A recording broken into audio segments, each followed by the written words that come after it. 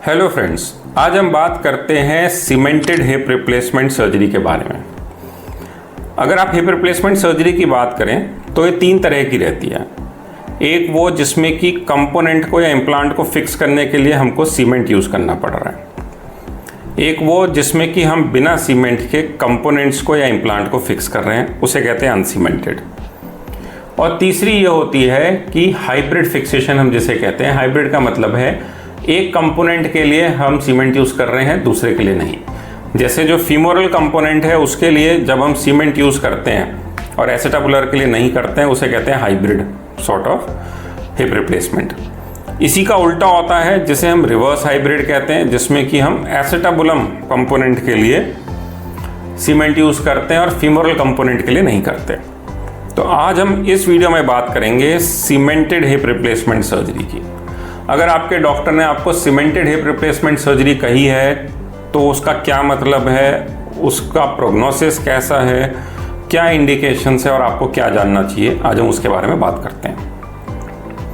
Normally cemented hip replacement जो है ये बड़ी उम्र के लोगों में किया जाता है, जैसे कि ऑस्टियोपोरोसिस वाले पेशेंट्स में, ख़ास तौर से फीमेल्स में वो जो 65 साल से ऊपर की हैं, क्योंकि इससे लोअर चांसेस रहते हैं फ्यूचर में पेरीप्रोस्थेटिक फ्रैक्चर्स होने के या रिवीजन सर्जरी की ज़रूरत पड़ने के।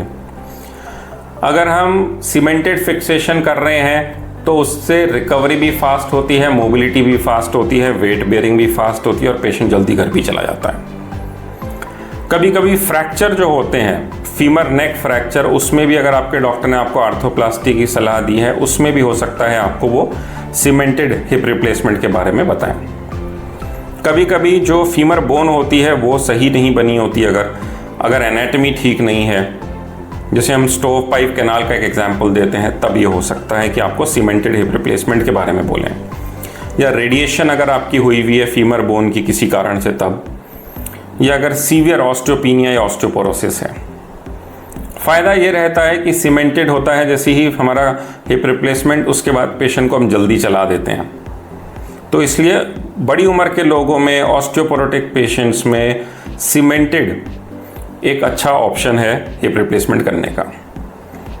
अगर हम ये देखें कि कितने साल चलेगा, तो नॉर्मली 15 से 20 साल एक्सीलेंट इसके रिजल्ट्स रहते हैं, जो कि वर्ल्ड वाइड रजिस्ट्री कहती है।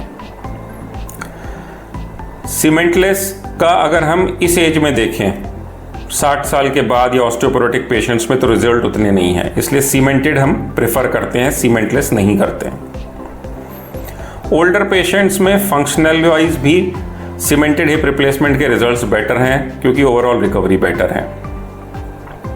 अब इसमें भी कुछ फैक्टर्स रहते हैं जिनका समझना हमारे लिए ज़रूरी है कि ये आपका हिप रिप्लेसमेंट कितना अच्छा काम करेगा। फुली सीमेंटेड का रिजल्ट अच्छा है, क्योंकि दोनों ही जो कंपोनेंट्स होते हैं, एसेटाबुलम भी और फीमर भी, दोनों ही सीमेंटेड हैं। हाइब्रिड का रिजल्ट भी अच्छा है।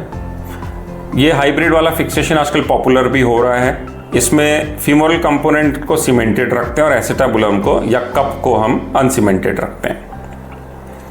कुछ बायोमैकेनिक्स का भी फ़र्क पड़ता है, जैसे जिसको हम टेपर स्लिप कहते हैं, जो कि पॉलिश्ड या कॉलरलेस रहते हैं, उसमें एसेप्टिक लूजनिंग होने के चांसेस जो हैं वो कम रहते हैं। इसी तरह अगर हम इम्प्लांट की बात करें तो कंपोजिट बीम जो रहते हैं उसमें एसेप्टिक लूजनिंग होने के चांसेस ज़्यादा रहते हैं।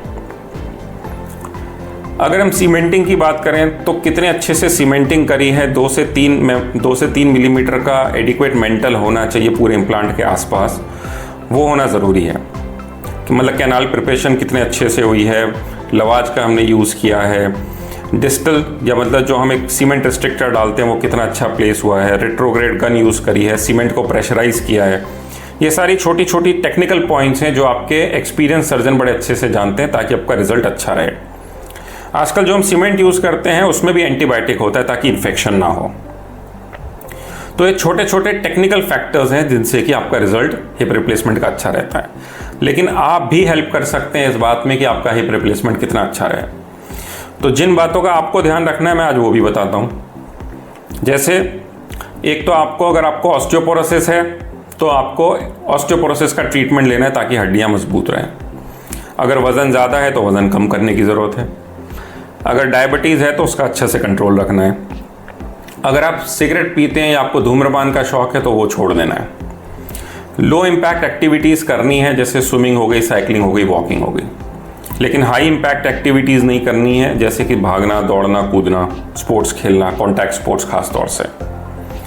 तो इन चीज़ों का आपको ध्यान रखना है। बाकी जो टेक्निकल पॉइंट्स मैंने बताए उनका आपका सर्जन ध्यान रखेंगे, और दोनों चीज़ें मिलके इस चीज़ को गवर्न करती है कि आपका हिप रिप्लेसमेंट कितना सक्सेसफुल होगा।